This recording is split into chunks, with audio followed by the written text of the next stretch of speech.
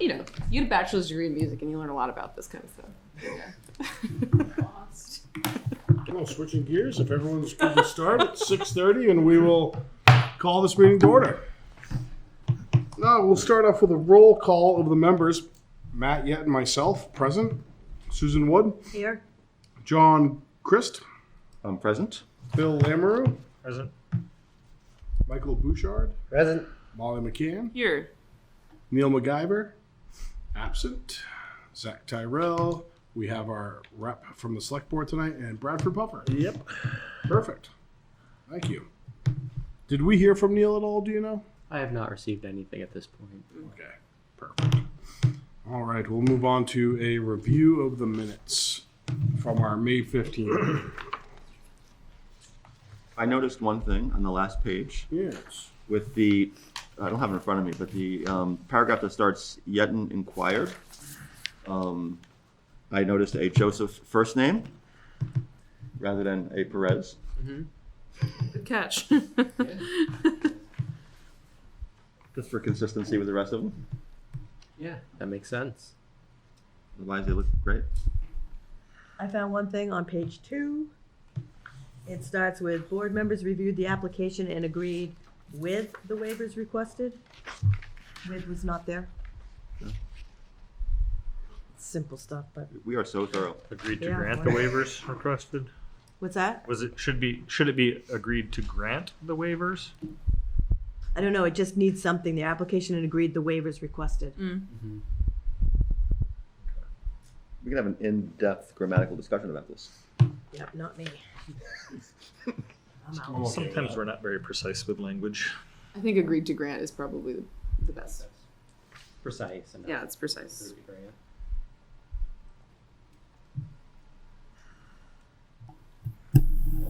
Make a motion. We accept the minutes of May 15th. I'll second that. Any other discussion on these minutes? All in favor? Aye. Opposed? Abstentions? The minutes are approved as noted. Any public comments? No one online? Anybody want to talk about post-tonal theory? Okay. Oh, not those type of public comments. Joseph, have we had any communications received? Sure. So communications, sort of. Okay. We have BICO has reached out about setting up an escrow. They expect to have their stormwater drainage report ready within the next couple of weeks, which was one of the conditions of approval of their residential development at the end of Page Street. As a reminder, or for those in the public, the condition was that they develop an engineered stormwater drainage plan and then provide for a third-party review of that plan by the town's engineer. So they have made steps towards that. They've let us know that the plan should be coming our way soon. On the same token, Walmart, who was also conditionally approved, has met the condition of revising their signage plan. So they did provide us with a revised signage plan with the revisions that the board asked about in their condition of approval. And then third, the Zoning Board of Adjustment earlier this week approved a special exception for Three Lakes Landscaping, which was another condition that the planning board placed on a prior site plan. So they did get approval for the new wall that they are proposing, or storage, landscape material storage bays within the side setback. And the zoning board did approve that special exception. So that's what I have for immediate communications. Perfect, thank you. Do we have any reports from committees? Sue? Well, the only thing I have is in the past month or so, I did meet with Scott Whedon about when the committee should start to get together, he said that it wouldn't be until the end of August or September. So I kind of just put it out there with a few of the committee members, and some other people have expressed that maybe we should meet before then to sort of get a plan and possibly meet with department heads. I think that I would like to have the board's input on that. Yeah, so when would you say, August or September? August, August or beginning of September. I believe it would be August. Is that a little Because late? that gives him a chance to, he and, they will get to meet with all the department heads, to start the budget process and get things going. So in light of last year, Phil made a request, late in the year, and we were not able to even, so I just kind of have reached out to get some input and. At the very least. I was yeah. curious about that. Why did that change not get implemented? So wasn't that a vote of this board to reallocate funds in the CIP? I don't remember if it was a vote of the board. Joseph, do you recall? Yeah, I believe it. I believe it was a vote to recommend that addition to the CIP. But I suppose as a sort of procedural note, that the CIP is ultimately only an advisory document. The select board doesn't have to necessarily take the planning board's recommendation, even though I would say often they do. But the CIP is a document that's generated by this board. The CIP subcommittee is a subcommittee of this board. Mm-hmm. So And we, when- so and we we vote did- should happen, Yes. even if the select board doesn't go through with it. We did take it to the select board, we talked to them, but they had already established the budgets, and at that time, That's they just fine. felt it was. Yeah. So, I just kind of would like the board's, input on how they feel I should. I think, I mean, from a timing perspective, I would think that the select board and budget committee would want to have that information sooner than later. I mean, starting in August seems like we're, running the potential of getting into October, November for finalization. And I think when the first year, it was a little rough when I did it the first Sure. year, but I thought our goal was September for completion. So while you're wrapping up by the end Completion. of Yeah. August. Really? Yeah. And at the very least, if you're going That to would be have my your thought. first meeting with data in August, it doesn't hurt to have earlier meetings so you're prepared to receive that and explore loose ends from the previous year and things that didn't go well. And Yeah, I think the other thing to think about is if there are any big picture changes that need to be discussed before requests are made to departments, like it would make sense to do those maybe in July, so that if boards or if department chairs start thinking about their requests in August, then they might have updated information. But I mean, if things are going to go forward as they did last year, then there's no need to change anything either. So, I mean, Are I there- guess that's the question. Are there downsides to starting earlier? I mean, I can't think of any. I mean, things that are unanticipated coming up later or something like that. This is all very new to me still, so the whole process. Part of it is that like expenditures for this year don't really start until July, Right. So like it might take a little while for The numbers. departments to like Yeah. purchase things that were approved in town meeting this year and even get to know what they might need for the next year. I mean, I suspect that Scott has some rationale for that, but my only recommendation, I guess, is make sure that if Scott really is okay with starting it that late, like, I think it's important to think about when it's important to have the document finished and back work backwards from that. I do know that at one time last year, one of the committee members requested going to meet with some of the department heads to get their and at that point it was not necessary. So I think I'll reach out to the committee members and see if they're available. I don't think it's a bad idea to kind of get together to just maybe refresh the CIP and to kind of. I'm not insulting anyone's intelligence about CIP, but sometimes department heads may need to know exactly what it is to remind them that maybe you need to look out, I mean, and just reviewing the master plan, you look at bridges, you look at culverts, you look at all this stuff, just reviewing that. So I just kind of wanted some guidance from the board as to what you felt, how you felt. It's good to remind people that it's not their normal operating budget. It's the things that fall outside of the recurring things that you would put into a budget, right? Okay. Yeah, that might be a good refresher. If there's department heads that are excellent at running their departments and doing their jobs, but might not be, in tune to capital improvement. And I know Scott has a very good handle on everything that goes on. I He certainly does. trust him wholeheartedly. I would also just add again, I think if it's a time frame for starting to receive information from departments, that doesn't seem like the best time to have your first meeting. in August. No. It seems like it would be good to prepare a little bit for that to happen. So when that does start to happen, you're already prepared and ready to go, and everybody's on the same page. And Yeah, okay. so even if you don't do a lot before then, just to kind of Okay. to all be on the same page and ready to accept that and anticipate anything that might come up when all of a sudden you get a barrage of reports back. Okay. That's a good idea. Yeah. Establish the team, if you will. All right. Does that sort of help you? It help does, guide thank to you. that? All right. Yep. That's a good idea. I'll reach out Thank to you. Scott and just talk with him and let him know. All right, perfect. Thank you. Thank you, Sue.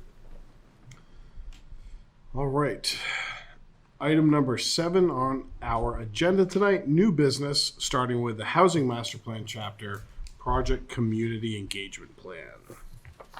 Joseph, we received sort of an outline from Judy of what her thoughts were for the duration of this project and what it sort of looks like from a 30,000 foot view. Well, not necessarily a view, but 25. You're 2,500 maybe? A different view, anyway. whatever a year is in height. Exactly. Yeah. So yeah, Judy prepared this community engagement plan as a recommendation to the board. It outlines potential engagement steps and checkpoints along the housing master plan chapter project, and it is a requirement of the new round 2 grant to have something documented about what your schedule of community engagement is. Certainly, I would say it's obviously ultimately the board's project that they can talk this through, consider these things. But having spoken with Judy, it seems like she has a good handle on what's going to be necessary, and that's what she has worked to reflect in this document. As an example, I had asked about some of these meetings that planning board meetings where some of this will be gone over that seem to get pretty close to zoning amendment season. But her thoughts on that was very intentional on her part, with the expectation that zoning amendment meetings might be one of the best attended meetings that we have all year. It might be a great opportunity if you have a lot of people who are interested in those issues. It would be great to be able to share information about this other project while you have a big audience. So she was thinking of all of those things when she put this together, but certainly it's sort of in the board's hands to think this through, talk about it, discuss, and certainly any feedback I can bring back to Judy. I have 2 questions. One is I'd like to know more about what the August meeting is, and what that looks like, to the extent that we know at this point. Mm-hmm. And 2 is there anything between May and August, which is now early June, into 2 months prior to August, that we should be doing as a board? Mm. To prepare for August and to kind of kick off in earnest, what it looks like. Yeah, that makes sense.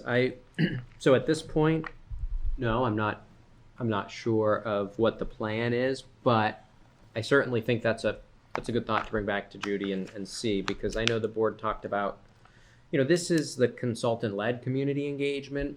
The board discussed there could be many opportunities beyond what's in the specific scope of Barrett Planning Group's community engagement that the planning board could still tackle on its own. There were discussions of a fun fair, right, having a booth at some kind of event like that, or other things that would be under, of course, the same project, but more of the planning board led efforts that would hopefully complement this well.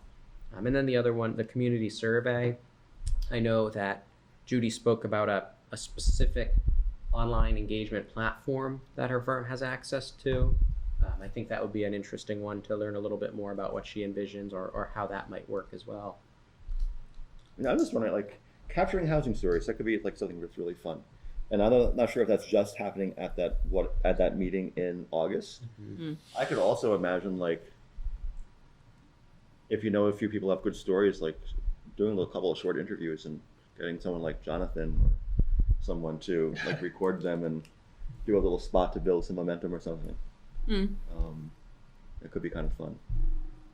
I think a lot of us have different stories, especially, where we are now versus where we were like 5 years ago. And like, I know that when we did the last study we did, we asked in one of our survey questions was like, could you afford your house today?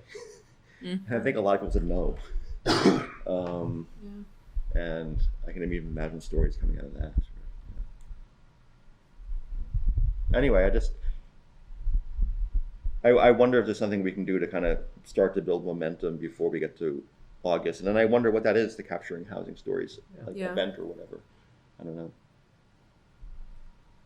Yeah, I think it's an interesting additional project. We've been talking about how to engage the public more, and certainly there is a PBTV, link that some people are connected to, and it might be a good way to spread the word. Interviewing people. You gonna interview people? I could. Yeah. You could. You do that, right? I do that sometimes. Yeah. Yeah, I think we can have a little bit of direction from Judy on between now and what we can do in preparation for August of the. Yeah. It's Is actually very close. It feels far away to me right now, August, but it's very close.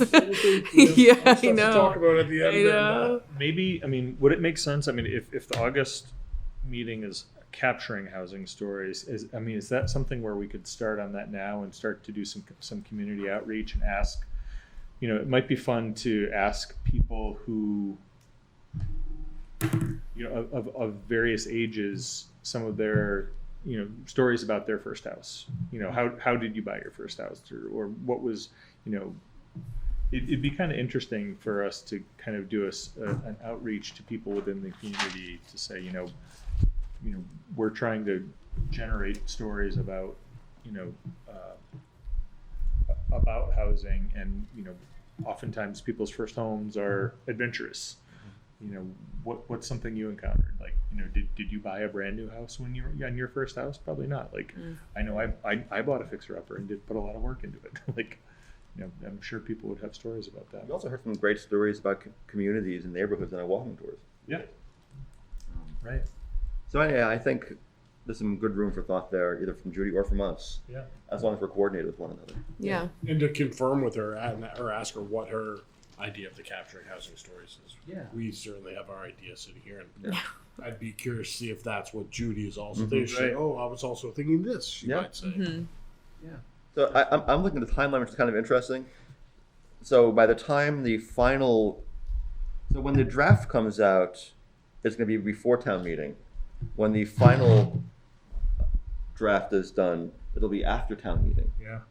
And by that point, we'll know also, which can presumably, as she is probably thinking this, I guess, inform the final report or chapter, like, what did we actually put through town meeting, if anything? Mm-hmm. Some of our loose ends that are still there. Yeah, pretty nice. Which can really kind of say, are we still doing the same thing from our last master plan, or are we doing something different now? Mm-hmm. And it could be an interest. I imagine she was thinking that when she came up with the timeline. Yeah. Maybe. I'd make the assumption, but you never know. It works out well. It works out well. Yeah. Is there any wiggle room in the schedule in terms of like drop dead dates for getting everything done? I think there might be a couple of months after May technically that we could still incur expenses under the grant. Okay. I do think this gets us pretty close to the end. It is that mid 2026 time frame, but there might be 1 to 2 months wiggle room at the end, but it is pretty minimal. We don't want to draw it out. I was curious. And I know the board has expressed interest in potentially starting the process of thinking about allocating funding, maybe at this upcoming town meeting, maybe the subsequent one for a comprehensive master plan project that is looking at the other chapters, other parts of the master plan. So perhaps that could feed into that. Sounds like a capital expense. It is in the CIP actually. I know. Yeah. I like this outline. It's an active schedule. Mm-hmm. Yeah, I like it. And it'll be fast and furious, even though it doesn't look too bad It on is, though. paper. There's a lot there in a Yeah, short Yeah. time. Yeah. Yep, there's a lot of substance there. So furious. through the story. Does anyone have any issues with this or input? Anyone else? I think it looks fine. Yeah, I second I wasn't even thinking about getting a jump start on the capturing housing Yeah. stories, but yeah, I think it's A a little great bit idea. of clarity on Yeah, how we can help move that forward. yeah, absolutely. Let's get going on that. Perfect. Thank you very much. If there's no other discussion on the housing master plan, community engagement plan that we just discussed, we'll move on to prioritizing our projects for this year. So it's upcoming year, but we're pretty much in the year. So I'll run us through what those are that we sort of discussed the last meeting where we went over these. Potential zoning amendments under consideration by the board include the Tenny Mountain Overlay District, the Fairgrounds Road Residential Overlay District, earth excavation regulations, commercial uses in the ag zone, home occupations in the ag zone, special exception criteria for commercial uses in the ag zone, or other projects include possible preparation for the upcoming master plan update project. Thank you. So I can't remember exactly what meeting it was, but previous meeting we sort of went through what do we want to look at this year. What I just mentioned were sort of like the highlights of what we said. The bigger ones, if you will. I believe in our packets we have the Teddy Mountain overlay, previous version of the Fairgrounds overlay, correct, Joseph? Correct. Yep. And then, well, if you can kick us off from there, Joseph, please. Yeah, great. And there's a little bit of information and background about earth excavation regulations. So you'll find the RSA 155E in there again, and you'll also find in the digital packet there were a couple of sample regulations, and here today there's the Rumney regulations that are purely something that the board can look at as a good kind of starting point. And we have a member who's very familiar with those and has offered to give some suggestions and input too, which is great. And then the last kind of, I'll leave it as a little bit of a open-ended piece because it is still open-ended. Our discussion of potential amendments necessary to comply with changes to state law. I don't want to take too much time, out of the board's discussions if we're not, none of these are actually signed into law, but the ones included in your packet and in this list, with one exception that I did fail to include in that list, are all ones that have in some way or another shown that there appears to be a good likelihood that they could move forward by passing in some form both chambers of the legislature. So of course they could, the chambers could fail to reconcile their versions of the bill, and it could fail. Or the governor could veto a bill. So none of these are law yet, but there is a reasonable possibility that the ones on this list could in the near future become law, and then we would be required to make some zoning or other policy changes related to them. But I can save that for the end if the board wants to talk about that. May I ask a clarifying question? Yeah. I know there was some discussion about some of the potential new laws having a delayed trigger for actual implementation. Yeah. Because they were like shoddily written, basically, and typically they could fix them afterwards. And do you know if that's the case with any of these?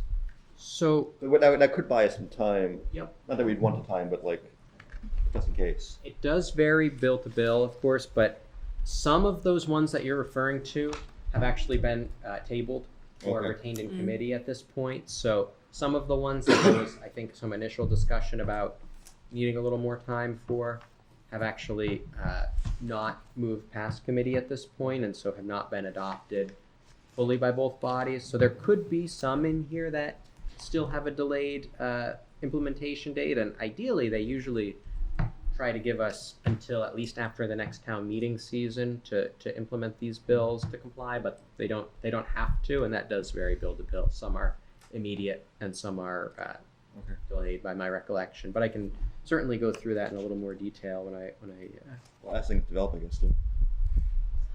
Because nothing's finalized. Oh. So. May I ask a slightly naive question? Does the state legislature take a legislative recess in the summer? You know? Not sure.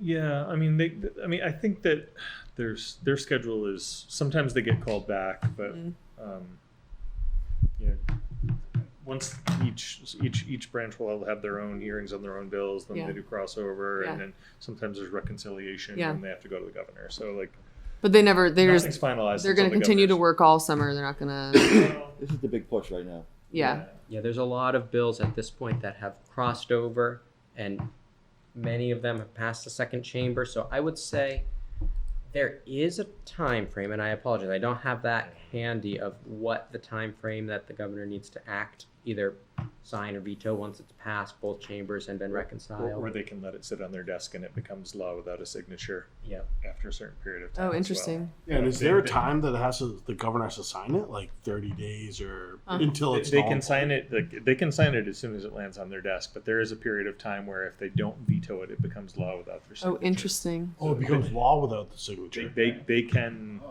yeah. That's And does interesting. that vary from bill to bill? Do you If think? they don't want to sign something, they can just say, "Oh, That's it. Oh, oh, Sign that became it. a It law didn't. without my signature. Oops." Oh, interesting. yeah, that is very interesting. Yeah. Yeah. And at least two of these are already at the governor's desk stage. So Okay. there are some that I would say those are the highest, those are the closest to becoming law.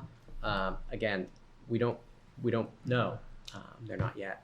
It seems like the governor wants to sign some things to say she's working on this. Mm-hmm. She's already signed a few things that have passed this year, like that she's wanted to get through. Yeah. Yeah, the two that are, as of last I checked, that have fully passed both chambers and are on the governor's desk are the multifamily buildings and commercial zoning and the accessory dwelling unit bills, which are on this list here. And I'm Yeah.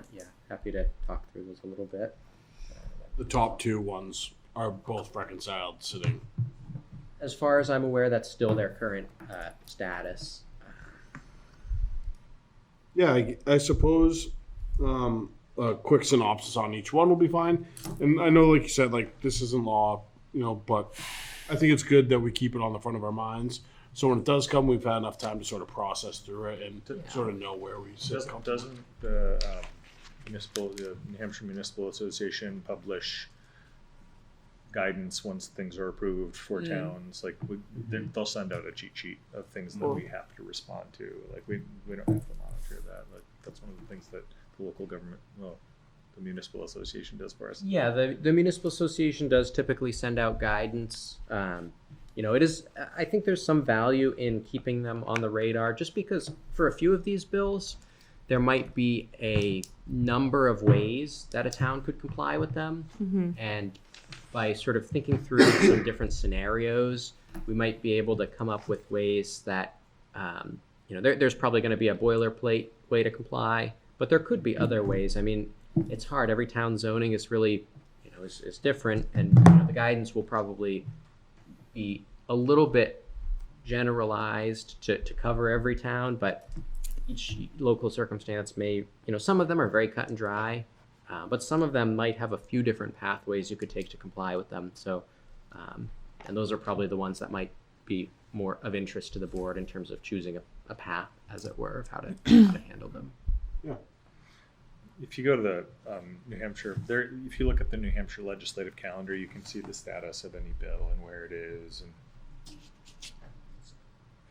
there are a lot of people that make a living just tracking those things. Or you can just sign up to the municipal association updates. Also If you really want to get like hardcore. Really want your email full. Did you want me to go through them now just to get them out of the way, or did you want to save them for after? What is the appetite of the board?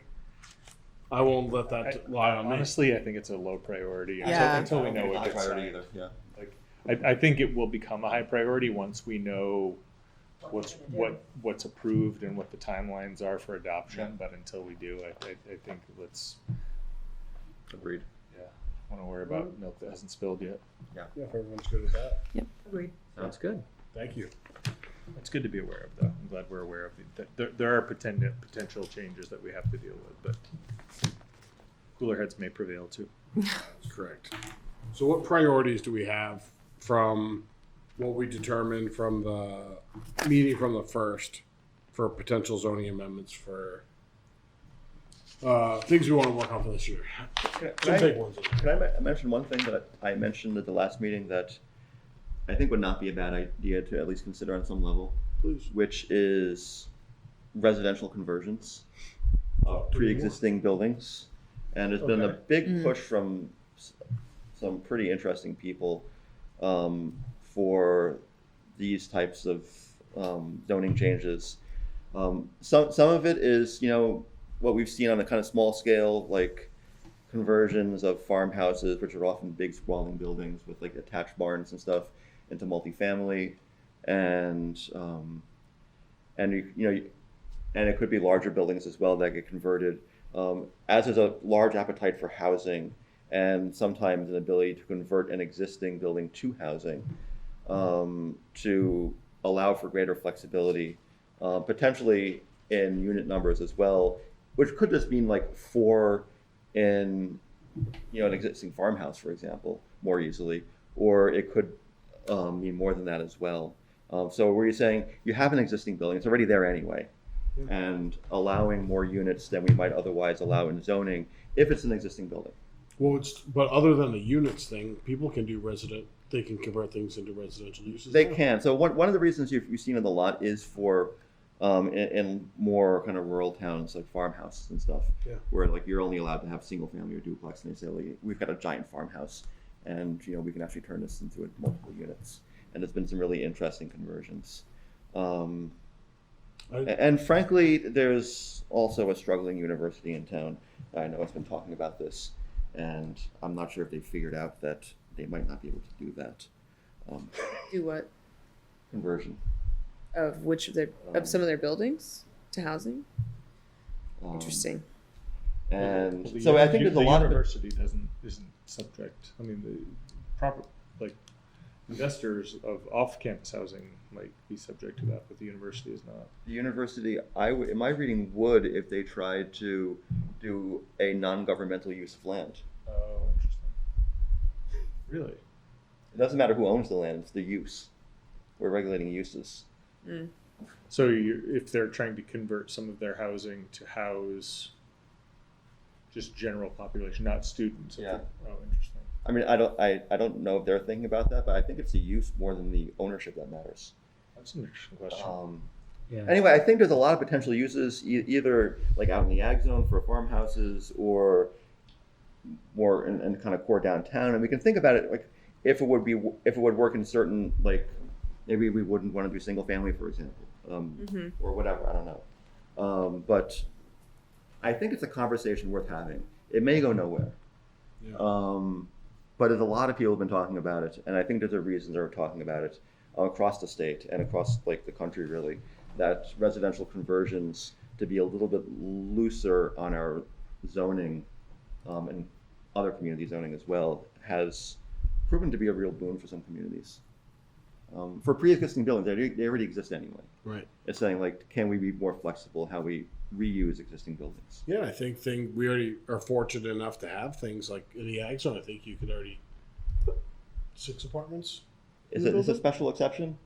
Yep. So single family, 2-family are permitted. Up to 6 multifamily is special exception. And so there's already an avenue to achieve that. Yeah, there is, and I just also know I think there's some other potential opportunities as well.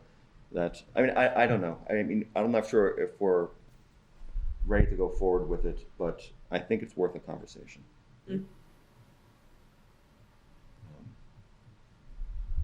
So I'm just, in addition to what we have here, I wonder if we have an appetite for that. Well, what does everyone think? I don't know. Do we want to determine?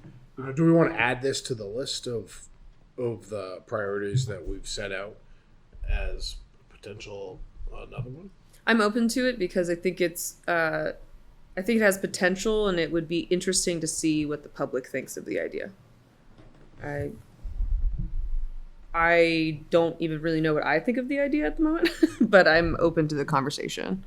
So I don't mind the conversation. I just think we have I think it needs to be lower on the list. I would agree with that. yeah. I mean, we've got some things on here that we really need to address, I believe, this year. I think the Tenny Mountain overlay should be a real top priority. Yep. I think Agreed, we really yeah. need to address that. Agreed. And the agricultural zone, I think those are two that we really need to do something with. Because we told everyone with the agriculture, we did say that we would continue working on that. Mhm. So I feel like that needs more work. Well- That and the Tenny are high on my list. Okay, so let's take a look at, on this piece of paper, the one potential zoning amendments and planning board priority projects for 2025. Let's take a look at the top four of those, the potential amendment 1, 2, 3, and 4. And I think let's try to make a determination tonight what we want to prioritize. And I guess, is Tenny Mountain Overlay District the first thing we want to prioritize in this list of 4 items?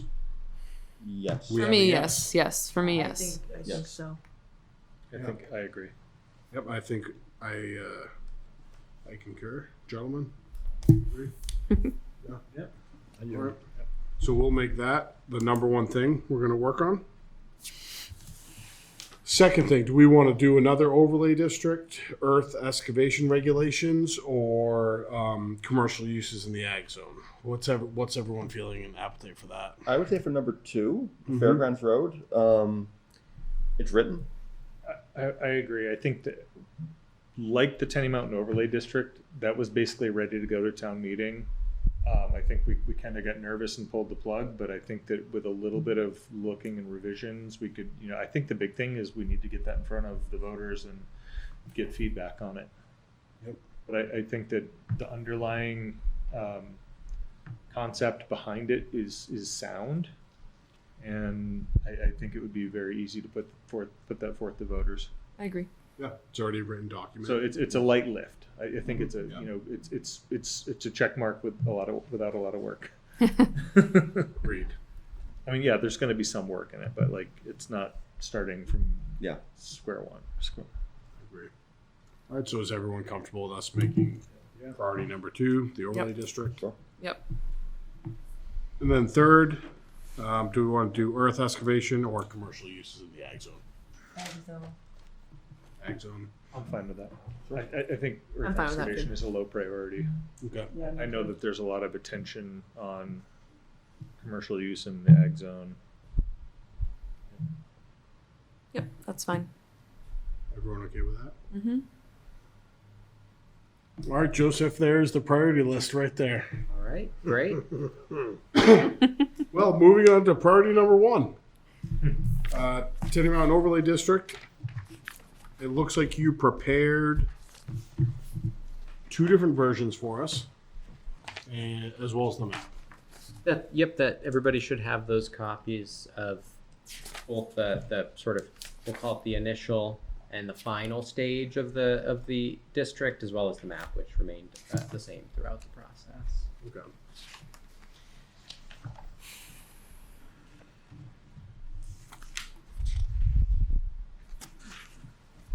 Do we have the fairgrounds overlay in here as well? Should be in the Yeah. Yep, should be in the pile. I think it's the third. Is it the second from left? Second from left. Yeah. Great. Oh, I think this is it.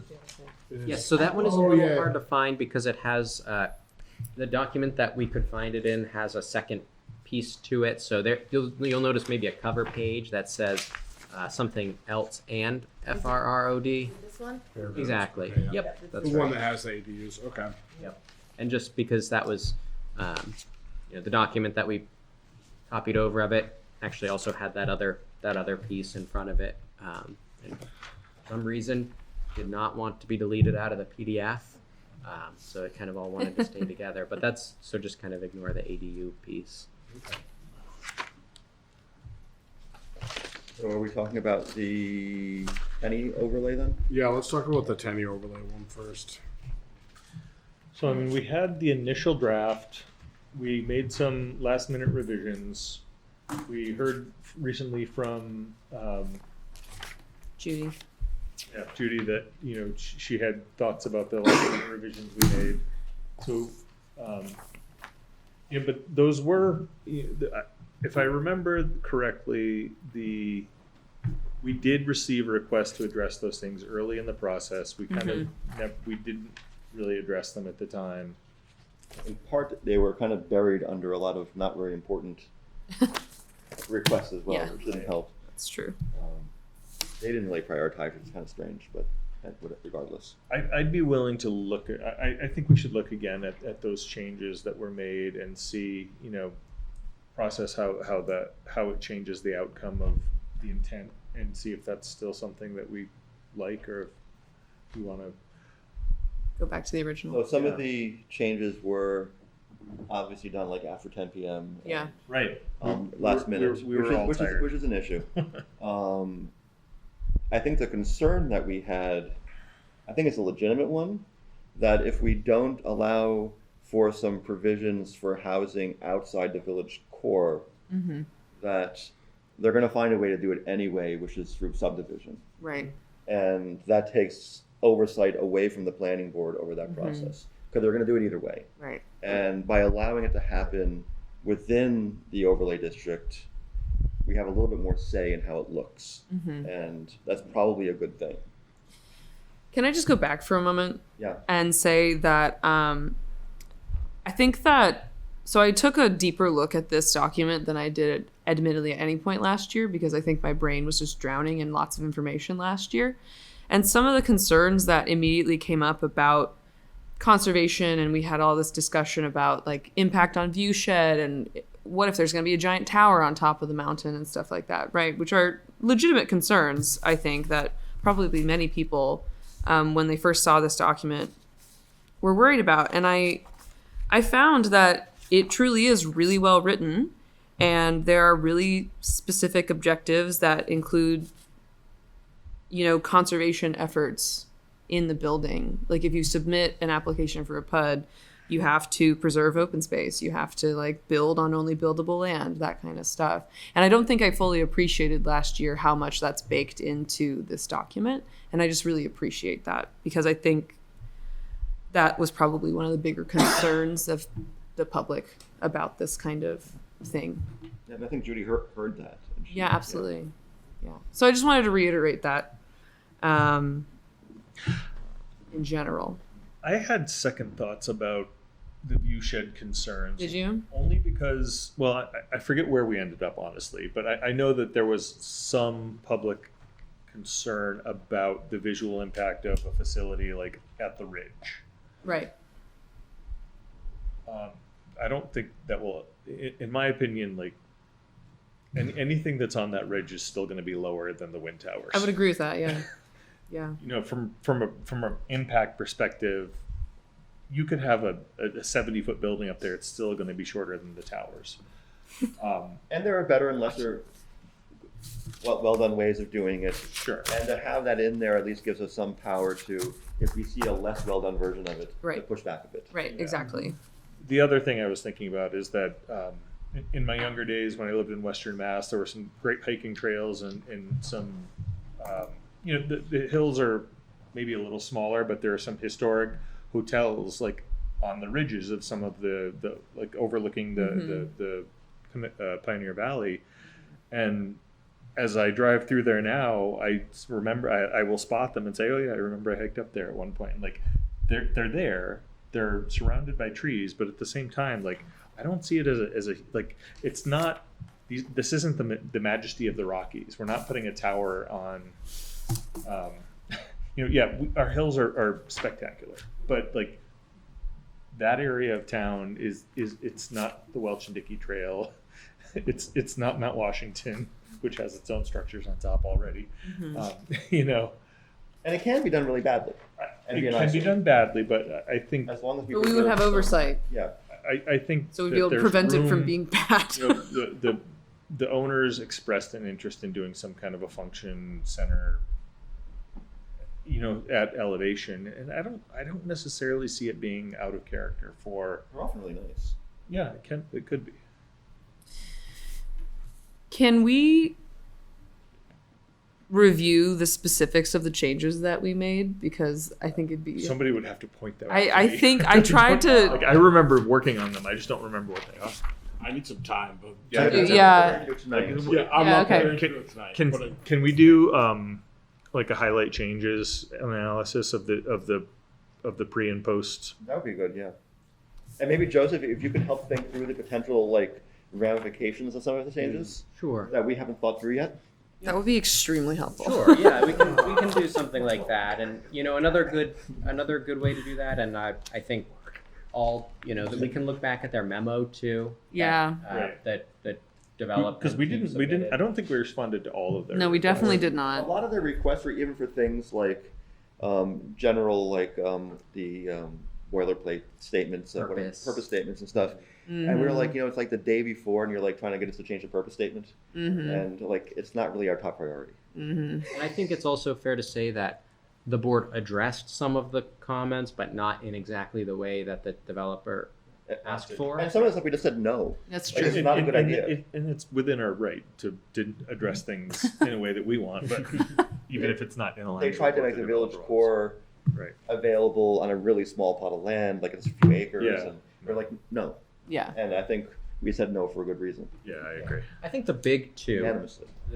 changes really, and I will pull together some more specifics about what changed between the two.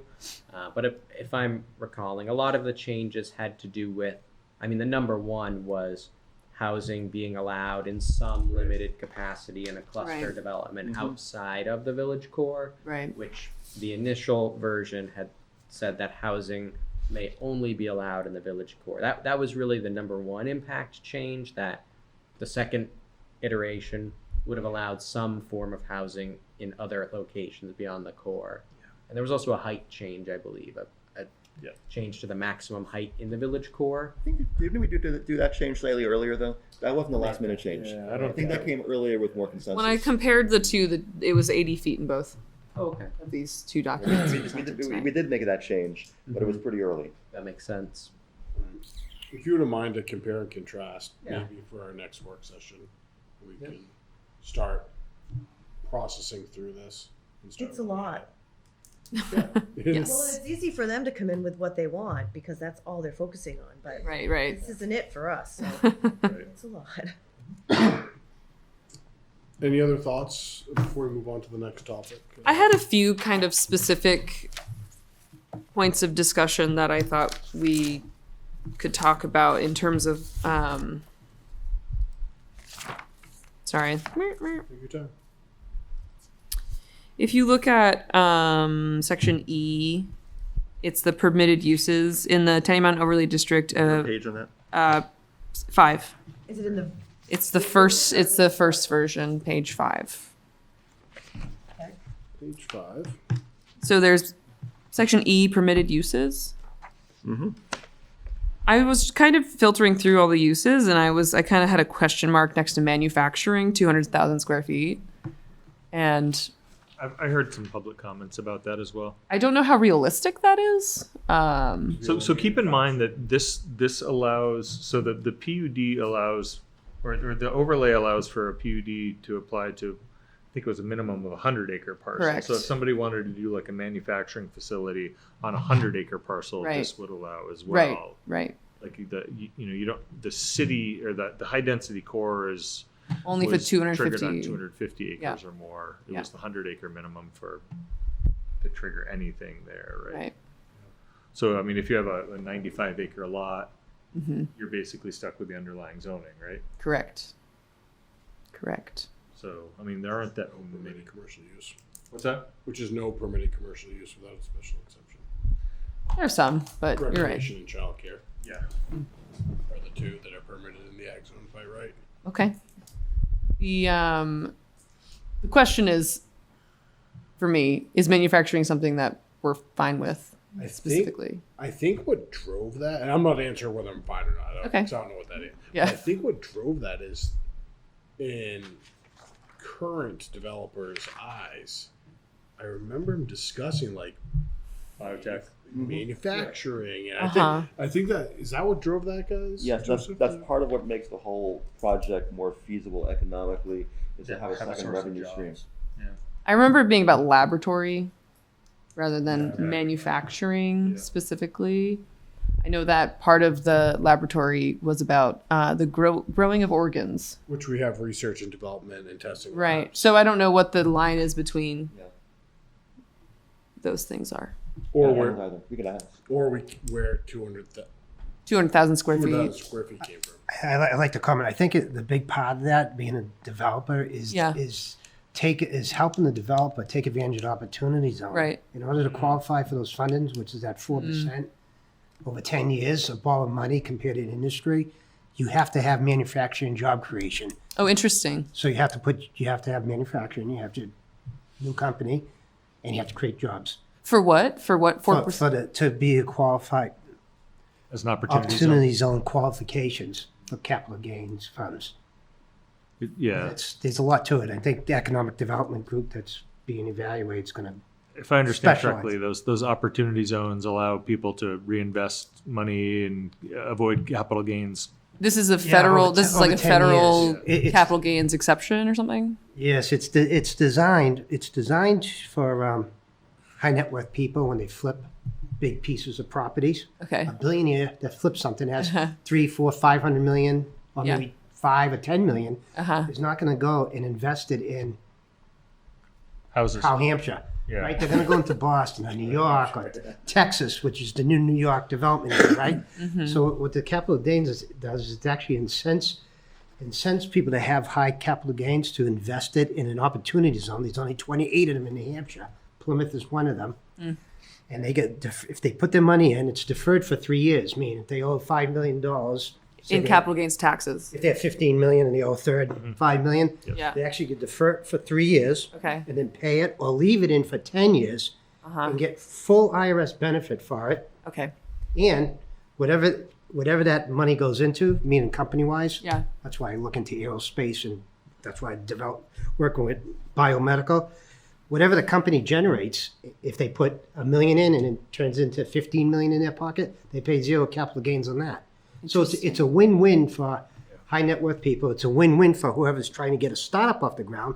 And it's a win-win that if the company goes under, nobody's responsible. They met the IRS requirements, meaning by investing in a high risk project in an identified zone. That's pretty awesome money. And they have Meaning to for keep startups. reinvesting it too. What's that? They have to keep reinvesting it too, don't they? They have to continue on. Only No, if so they have to sit on it for 10 10 years. years. They have Right, to but leave the after money they- in for 10 years. Perfect example locally that you can say, oh, this is why all this money is poured into this project. Owl's Nest. Oh, Opportunity. Thornton is an opportunity zone. yeah. Okay. Got it.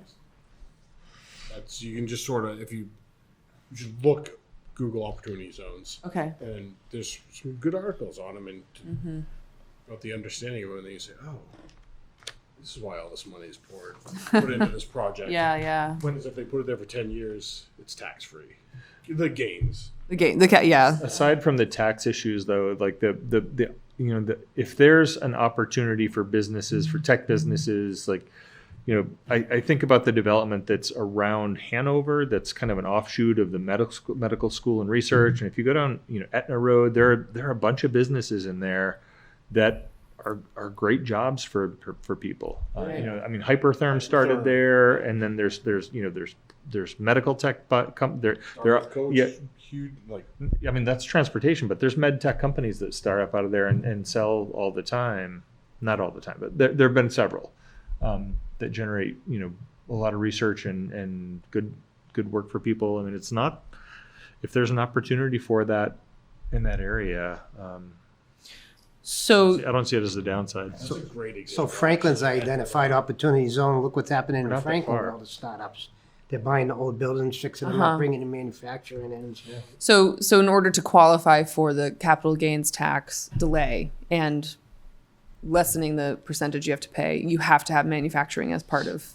Yeah, there's a bunch of qualifications. So there's an in-between fund. It's not a bank. It's a fund. Okay. And the fund manages it. They take the money in, they manage it. They actually have the right to buy if the developer, not the developer, if the investor doesn't want to sit in for 10 years, Uh-huh. they can actually buy them out after 3 years. Sure. They just make a deal, say, "Oh, we'll give you, 20% on your money for borrowing $5 million," Hmm. and then they're totally out and they own it.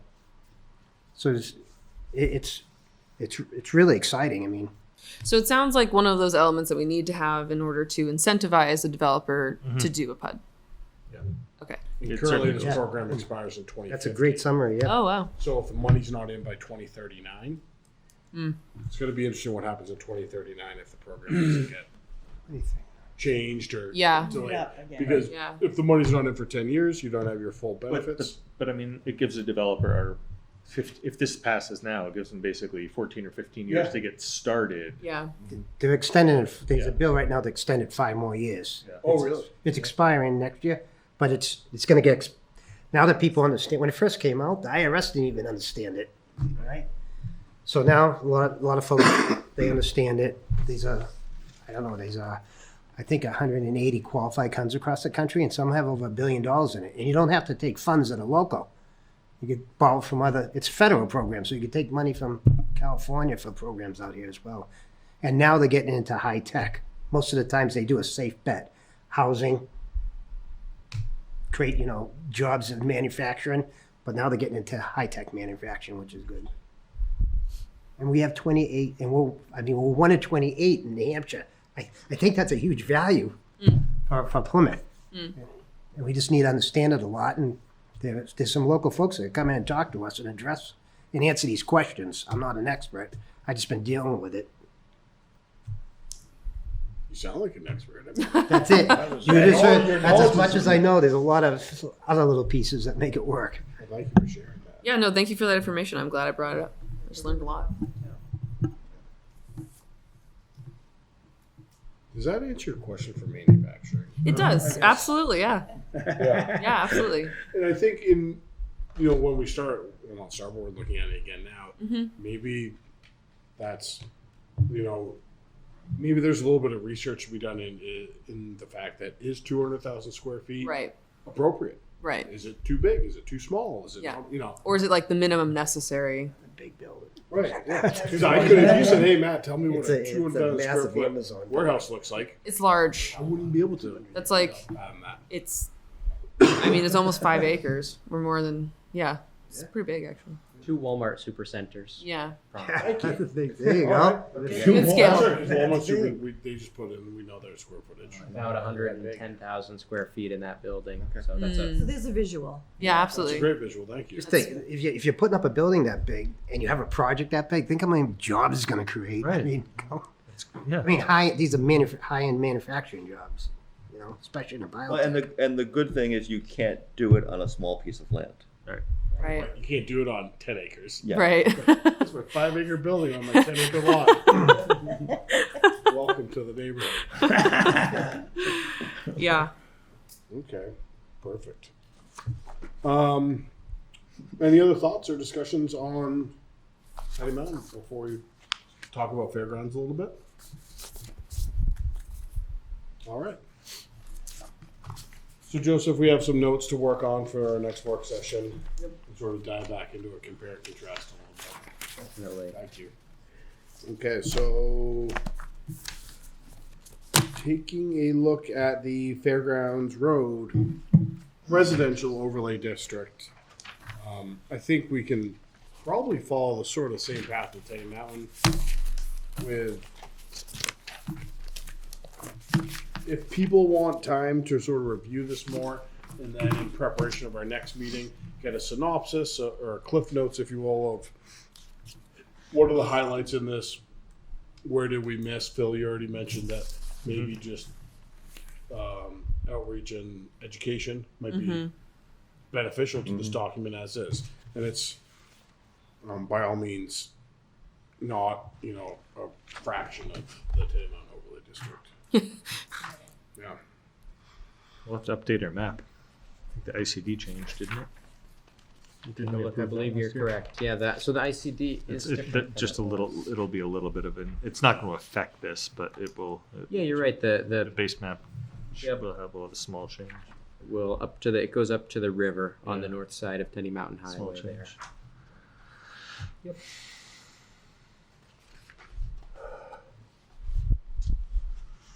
Makes me wonder, is there a reason we don't go all the way to the river on the east? Where are we? I'm looking at the map of the Tenny Mountain Overlay District. Tenny Mountain. No, Tenny Sorry, Mountain? no, Fairgrounds. Fairgrounds. I thought you said that was fairground. Fairgrounds Overlay. There's not much down there, though. Oh, like the east side of North Main Street? Yeah. And it could be across the highway down to the river. I'm not sure you can. Yeah, I'm not sure you can really do a whole lot there. No. Like right here? You talking? I think CXC said down by North Main Street. I mean, if you look at, I mean, I see two things why we're doing this.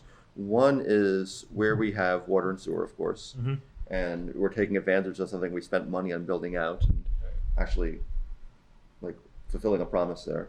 And two is that when you look at like what's there, there's an incredible amount of density already there, Yeah. and to allow some more of that density that we already have in this area, and yeah, I mean it makes sense to me. Mm-hmm. And you can still continue to do your agriculture. I mean, have some agricultural uses there, and that doesn't have to stop. Yeah. Yeah. And That piece that's blocked out, isn't that the cemetery? one of them It is, definitely is cemetery. Yes. Yeah. Cemetery, and then you've got like that church area. I was gonna say, yeah, church and yeah. Yeah, you've got Let's a extend it church. across the cemetery. What's that? I'm not sure we need to include that. Actually, yeah, it's It's against state law, Other one's a probably. gorge. the church, the floodplain. Yeah, I think it's You have the church and the cemetery. right. Yeah, the one in the middle is kind of a gorge. Yeah. Oh, that big, yeah. Yeah. Long gully. Yeah, yeah. And you head on to the cemetery, which Yeah. is that bigger piece. It's the former ox. No, I can't tell if that's an oxbow or if it's man-made. Looks like an oxbow. It's probably an oxbow. This is right underneath the gully. All right. Who does that belong to? Dunno. Yeah, I've wandered around down there. Oh goodness. Town of Plymouth. Yeah, this is Matt. Just like you said, this is I'm not familiar with Town of this. This Plymouth. is before my time, and I haven't studied it very much. So Oh, no I problem. need some time to look through it, I think, with some, Chapel. we'll refresh our memory and we can dive right into it. Yep. Earth excavation regulations. We have an example of Rumney's. Is that correct, Joseph? That is correct. I think the 155E is what. Yep, and a copy of RSA 155E, which is so. Yeah, if towns don't have locally adopted excavation regulations, then 155E is what applies in that town. There's a process spelled out, sort of how it interacts with the town zoning, who the regulator is, the planning board, and then generally an earth excavation under 155E is going to be a special exception use. It is a broad, it's a pretty broad statute, and it does supersede local control or local zoning if we don't have specific regulations that are more stringent that we adopt at the local level. Many towns do. Rumney is an example of a town that has regulations that deal with kind of the blasting side. Other towns too. There was, I think, Allenstown was in your digital packet. There's a whole range of very, very short to very, very long, and people here are very knowledgeable about that too. What is Rumney? Is this for Rumney? Yep. Theirs? Their We don't- regulations are in the back. Oh, okay. But This is the does state one. Plymouth have one similar to this? or not? We do not at Oh, we this don't, point. huh? No, Plymouth does not have any currently effective, so we just use the state statute. Oh, we That's use that sand as theirs. 155E, Yep, the top. which would be the one. So because of this, because we are only using state statute, is this essentially allowed anywhere in town by special exception? So it says in the in here, and let me give you the exact language because it's a little bit specific, but it essentially says it's a special exception in any rural part of the community because it's a rural, that's broad- right. Yeah, because it broadly overrides local zoning. It does not exactly say, the town zoning district that it applies to. If your town does not specifically have it in your table of uses, It's basically a special exception anyway. That's not a developed residential area. But I can try and find that exact. So the line. ZBA then gets to decide whether or not it's rural. Rural, yeah. And it's special criteria as well. It's not necessarily. Yeah, let me take a look I'm here. curious where it says it's special exception. Let me just Don't, pull don't, that don't, up don't real quick. you're good. You're good. Look, Which is interesting because in some ways, our zones don't necessarily overlay directly with what is and what is not rural. right. And Right. Like the ag zone definitely encompasses most of the rural, but there's obviously like less rural parts of the ag zone. yeah, and there are parts of. I guess it depends how you define rural. Yeah, Yeah, like, how do you- It's interesting to think about. Yeah. Rural is vaguely subjective I- sometimes. and I guess Single it's- family zone that's rural. The what zone? There's even parts of the single family. That's what I was zone. trying to think of. Yeah. Right. There are. Like, Yeah. Isn't like Sunrise Circle like up over the top of Thurlow Street? Yeah. Oh, yeah. That's true. That is single Single family. family, Yeah. okay. You're Yeah. right. It is. Pretty rural. So that's kind of where I was thinking, like where that dividing line was. In Yeah. the back of my head, I was going through that. Yeah, I think it might be sort of out in Texas. Yeah. No, but I think Yeah. that is. Yeah. I'm pretty sure it is. And it's probably, is there a legal precedent for defining rural, or is that really up to the ZBA to kind of interpret on their I own? feel like there is a federal definition of rural, but I think it's at a larger scale than what we're talking. Yeah, there is like a census definition. I'm Yeah. guessing that's probably, like you said, a bigger, Yeah. bigger scale. You can go even frontier still exists on the census, just so you And know. I thought the census declared the frontier closed in 1920. Oh, I'm pretty sure that there are places in Utah that are still classified as frontier. And I thought the 1918, You could 1920, I thought one of the censuses end it around the at. turn of the 20th century said the frontier is now closed. Oh well. That's rude. There are people who believe they still live on the frontier. How's Well, that? Of course. there's that, yeah. That was tangential to this conversation. I apologize. Playing my historian role for a I was noticing that it was tangential, but I was enjoying it. Okay. Good. All right, I have that section when people are ready. So it's actually, I misspoke slightly.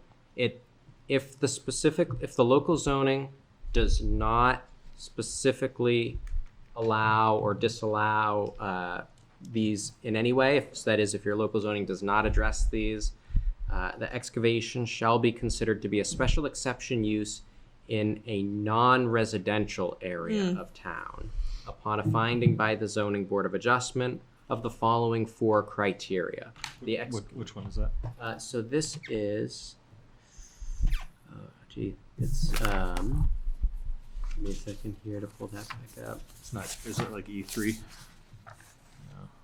No. Sorry. Oh yeah, it's E43. Thank you. Yeah, it's, and then that lists those 4 criteria, which do differ from the usual special exception criteria. So the 4 are: the excavation will not cause a diminution in area property values or unreasonably change the character of the neighborhood.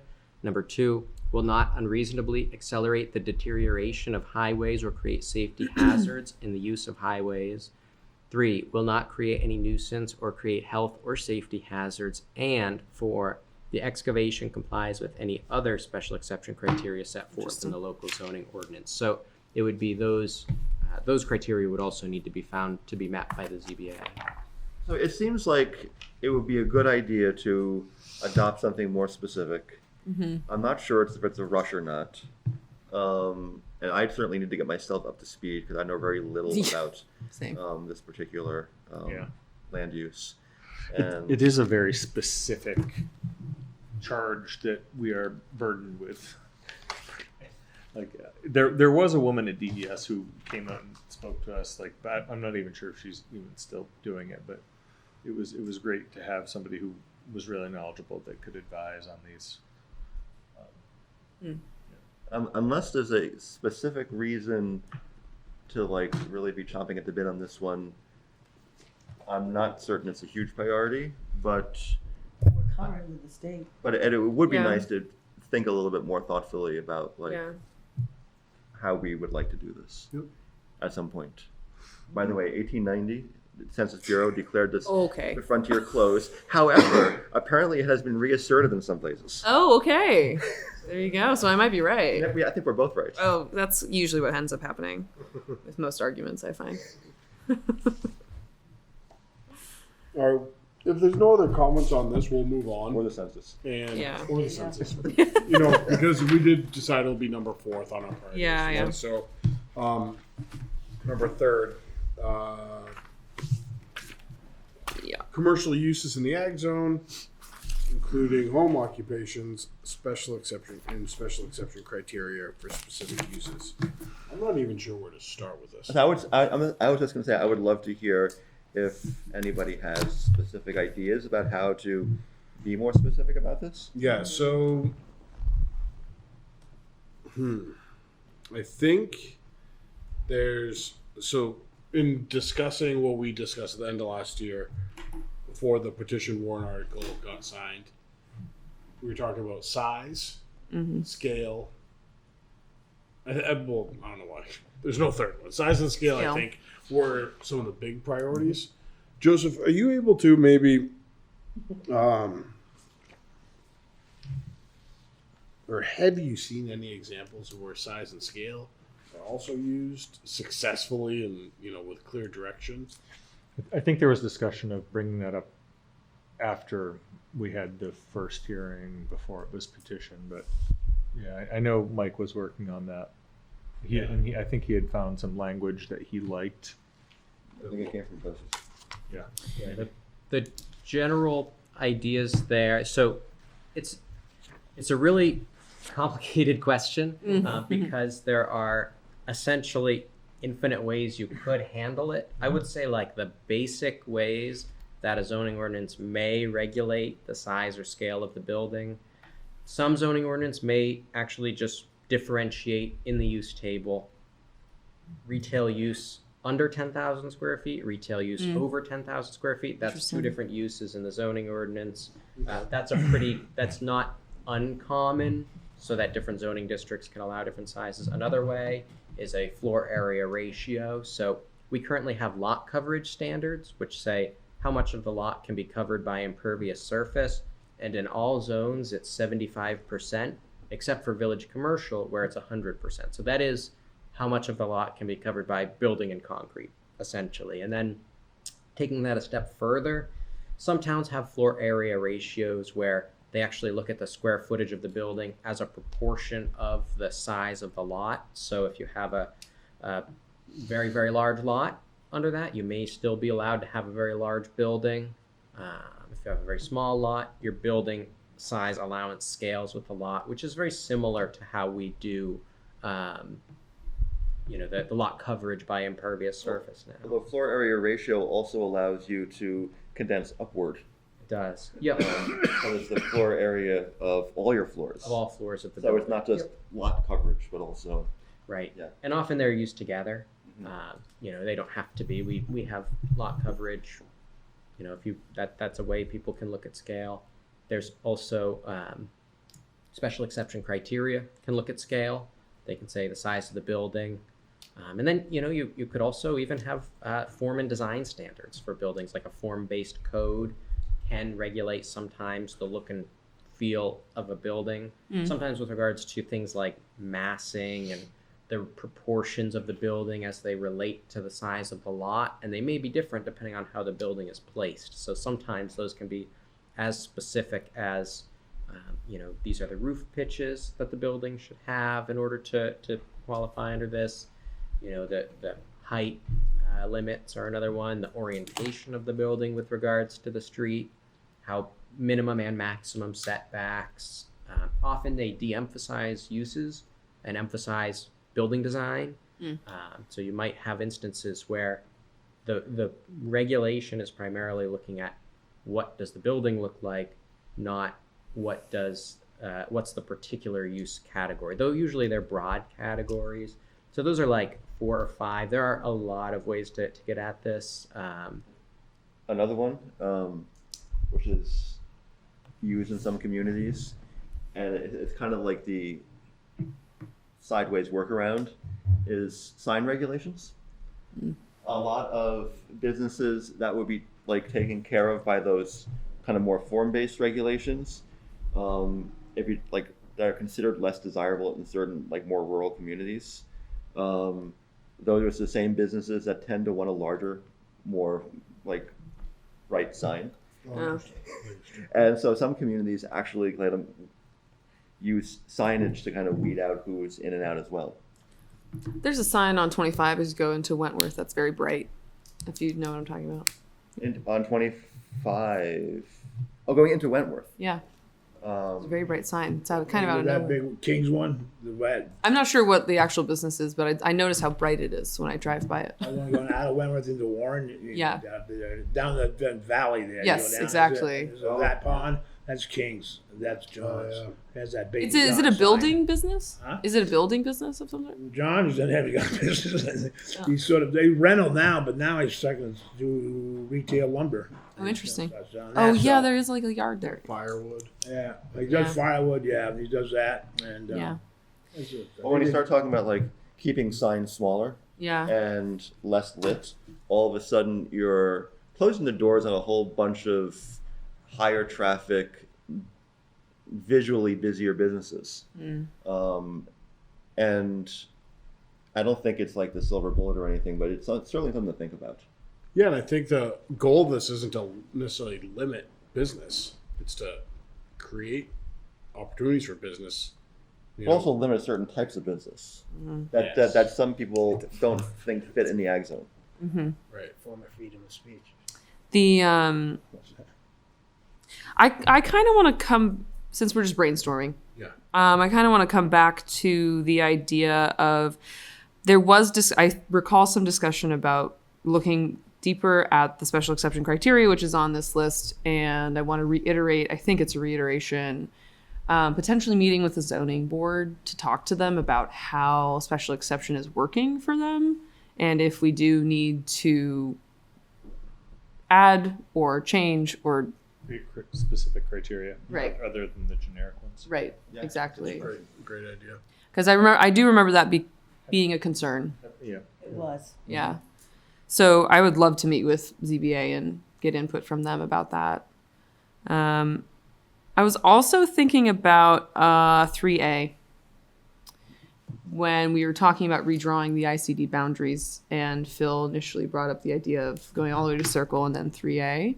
I wonder if it's redundant with the discussion of the Tenny Mountain Overlay District, because we're talking about the district potentially being like covering 3A. But maybe it'd be worth it to consider rezoning a corridor of 3A to have more open commercial Had to consider uses. in the past. Yeah. Um, So I still like the idea. So if you look at the highway commercial, which is Yeah. North Main Street, Yep. that allows for a mix of residential and business uses. Right. And I think that model could easily be applied to 3A. Like we could make another highway commercial area Yeah. on 3A. I'd have to dig into these tables. Yeah, I a mean, little. it would probably make sense to look at the use table and see what's allowed, and what's not. It's not as generous as the ICD, but like I think it would That's me, it would accommodate. My understanding is it would accommodate basically the businesses and the residences that are there already. Like I don't see Yeah, that- it's already I don't fairly see commercial. that pattern of development as being problematic for that area. No. Like I think it's almost ideal. Yeah.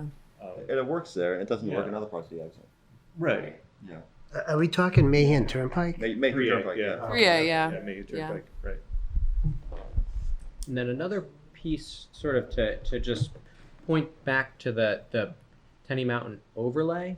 So there are really two things to think about with that Tenny Mountain overlay, because it creates an overlay zone, and within that zone there is a list of permitted uses, Right. and one of those is Tenny Mountain Overlay District.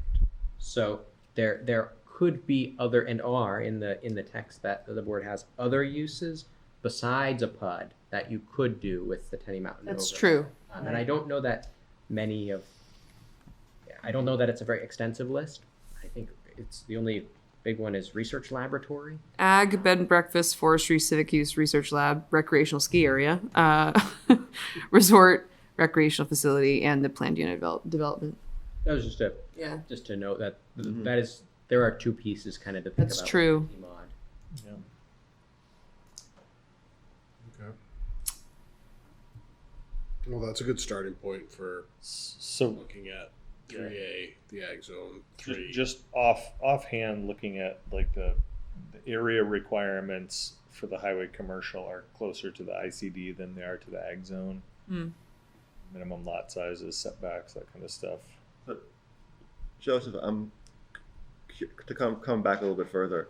I'm curious about some of the more form-based Mm.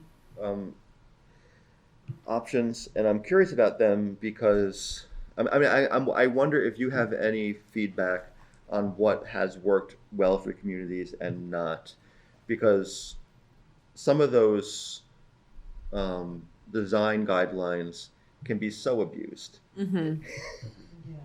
And I love them in principle, but like sometimes they're so easy to abuse. And you In terms you of by the town or by like, the. you're following it by the letter of the law, Oh, I see. and then like what you get is some monstrosity that you Right. never wanted, and that wasn't the purpose. Right. And I'm wondering if there are examples where it really works. Mm-hmm. I think so. It's a good question, right? And there are many different ways you can think about form-based code. So there are real challenges with a full form-based code, and Keene has adopted a full form-based code for much of their community, and much of it probably works very well. There are some challenges though when you think about existing buildings sometimes, in terms of how does a form-based code interact with what's already built, and what if someone wants to do a addition to a building that's already built? Sometimes it can be a little bit restrictive if it doesn't account for those things in its writing. I think often what works well is when you have it very specific, like the corridor specific. So you don't just say townwide, here's form-based code, but you say this corridor, here's a building form that's going to work for this very specific area of the community. And even then, it's not perfect, because some elements of form are very objective. What percentage of the facade has windows? How close is it to the street? What's in between the building and the street? Is it parking or landscaping? What is the articulation of the building? But there are other things that, it's a fine line. You can't really regulate taste, but you can regulate physical attributes in certain ways. And sometimes What a fine line. And sometimes somebody breaks those basic things really well. Yeah, absolutely. And I think it has its place. Yeah. I'm not sure this area is the I mean, there's something about the ZBA process that I really like, in the kind of human element of it. Yeah. That it's not just like kind of cut and dry and a bunch of words on a page and you have to follow Yeah. them. There's a little bit more of a kind of give and take with actual human beings. Yeah. And I like the idea of maybe having a little bit more of a refined set of standards Yeah. to follow. I'm also curious. I mean, when we are bringing back the idea of scale, I'm wondering what the commercial uses people feel should be allowed in the ag zone by right if it were limited by scale. Are we talking specific examples, like anecdotally, or just like No, broad? like if we looked back at the table of uses as it exists now, Yeah. and we thought about what is currently allowed by special exception, are there uses on that table that we would be more comfortable with being permitted if they were smaller scale, or if the scale were regulated? I that's a rhetorical question at this moment. Can I ask a bigger, like a stepping back a little bit question? How are we distinguishing scale from size in this conversation? Right. And I do think there's a way of distinguishing them. I'm not sure we're all on the same page. We probably should define that, yeah. I'm not sure I have an answer for you. Yeah. Just. It's a good question.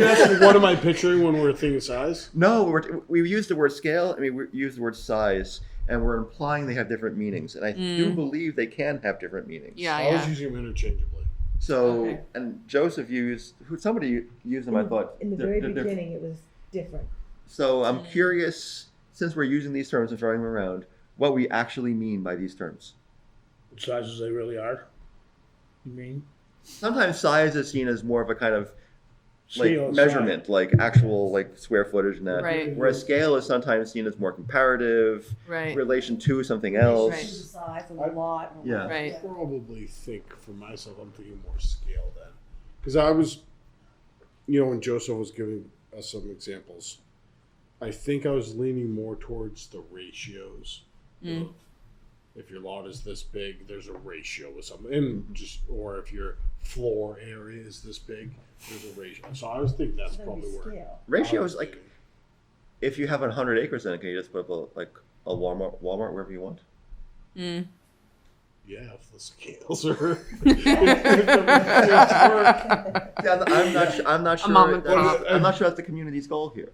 But then if theoretically, if you're on 100 acres, then you're protecting the neighbor potentially, right? Like I'm it's not not on a 1 acre. I'm just lot, imagining the tiniest Walmart now ever, just like a little boutique. boutique Walmart. Wait, don't these actually exist? Do they really?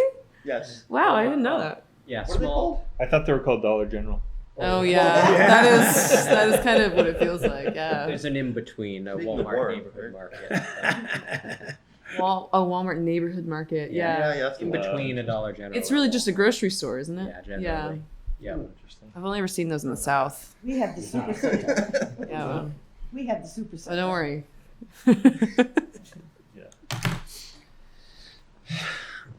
So that's a good question. Are we scale or are we size? Yeah. And what do we mean? And by how are we those? going and that's right, we have to And- define and- what we're talking And about. we have to think about, are we summarizing the goal, the desires of the community Yeah. in this? That's our goal, right? Is to I really want more community input on this too, for Because sure. I think that was one of the big questions, because Yeah. they were looking at that field with a big hotel in it, Right. Yeah. Exactly. and that's why that whole thing got started. So Yes. and I'm perfectly happy to share that several people reached out to me and said, "Hey, why is this on the agenda? Like, we just voted for this. We don't want to change it." Mm. So just be aware that and anything we do towards this should be very well thought out, very reasoned, because it sounds like a lot of people voted for the changes this year and really are happy with it. And I think if we are going to do something, I know a few of us have mentioned this. I think the tweaks to the special exception criteria Mm-hmm. to make them more Clear. specific and clear Yeah. might be helpful while still keeping that kind of human element Yes. of the process. Yes. Yeah, I just think it's very narrow-sighted that people say we want more affordable housing, we want more affordable housing, and it's such a narrow-sighted tactic than to say, but I don't want to focus on employment and jobs. And instead of just saying, hey, we want more affordable housing, no one's saying, hey, we want some jobs where people can make some more money and do better for themselves versus, no, how can we just make it more affordable for them? Or you never hear the converse part. How do we make it so people can do better for themselves versus let's just give something versus let's provide the ability to. And shutting down, excuse me one second, and shutting down commercial uses in the ag zone was such a short-sighted tactic that this board sat and promised the public, this is to protect you, Mr. and Mrs. Public. This is to protect you from the big bad corporations. And now we're sitting here and there's reticence and hesitancy coming out that there's really not an appetite to potentially do this. Well, guess what? You sat here and you lied to people saying this is just to protect you. We'll work on it next year. And I think it's the most short-sighted thing that we're stopping people in Plymouth from doing business. Like, it's just, it aggravates me. I'm sorry. If I may, Yeah, it sounds like we're actually having a conversation about this. we are. And we are willing to talk about what changes might look like. And I think there are a lot of people who are really happy that we made some changes. And that doesn't mean we can't, as we said, continue to tweak those changes. And we are having this conversation, and we've been having a pretty prolonged conversation at this point. I will also say, by making more higher paying jobs in this community where people can afford housing better, That's great. And the more higher paying jobs we get, the more service jobs we're also going to need to Yeah. support the community. And those people will probably not be able to afford housing at the current costs. So if you get more higher paying jobs in the community, that's awesome. And that's, I think, probably the goal of all of us. But alongside that, hand in hand, is more service jobs. And those people also need a place to live. And if we're talking about blocking people from housing, like 6-unit limit is a great way to block people from housing. I don't disagree that economic opportunity is necessary for people to help themselves. On one hand, back up to where I was. You mentioned that restricting commercial use in the ag zone limits the potential of businesses, but it also eliminates the competition for those land resources for people who might want to put homes there. Say that again, So if you don't mind. if there's land in the ag zone, and if people are trying to buy land to put up affordable housing, if they're competing with businesses that are also trying to site there, they're competing with somebody with deeper pockets. That's what you're saying. So Yeah. in a way, having businesses in the ag zone reduces the opportunities for affordable housing. So we're controlling highest and best use. That is the point of zoning. Oh, The right. whole point of zoning is to say, Right, this to is take where we from want one. businesses, this is where we don't want businesses. I believe David Kent said it best. That's we're taking the rights of one to give to the other. And as long as the town votes to do that, that's the point of zoning. Nope, I understand that. I just don't agree with it all the time. That's fine. But I mean, And I love the idea of a mixed use ag zone with businesses and housing and all these things. And I think much of the town probably agrees with that from what we've heard, at least those who show up to our meetings. But I think we've also heard from those same people that there's a limit. Like when that hotel was coming in, like, no, not that. At least not there. And similarly for much of the ag zone, that we've heard from quite a few people who said, like, yes, we love the fact that the ag zone is full of small businesses, but we want to have some way of making sure there's also a character there and other things that we want to preserve. And how can we do that effectively? And we've made a step forward in doing that. And I think a lot of people in this town, as Phil was saying, agree with that. That does not mean there's not more changes to make. And I think we're all here talking about how we can do that effectively. the other thing I can say is, sorry, do you want to go? You started to speak. I think the special exception to, it's not a closed door. It's not like a big no, right? It's like a, let's talk about it. So I don't think it's completely shutting down any new opportunity that somebody who has land in the ag zone might want to put forward. If there is some sort of problem that the special exception is presenting itself, that's the kind of story I want to hear from people in the public, because that's the kind of input that I think informs us. The town, the people who voted at least, did vote for the special exceptions as they were put forward. And so, if there are people who are running into problems, I want to hear about those problems so that we can figure out what we are going to do about them. That's all I'm going to say. Thank you. The other thing I wanted to say is I think it would make sense to sharpen our pencil on the special exception criteria so that it's easier for the ZBA to understand the intent of the voters when they're considering special exception requests. The second part of it is getting back to the home occupations. Right now, the section of our zoning that deals with home occupations is fairly limited, and it could be broadened to allow use of accessory buildings. So like when I was self-employed, I was using an outbuilding for a shop.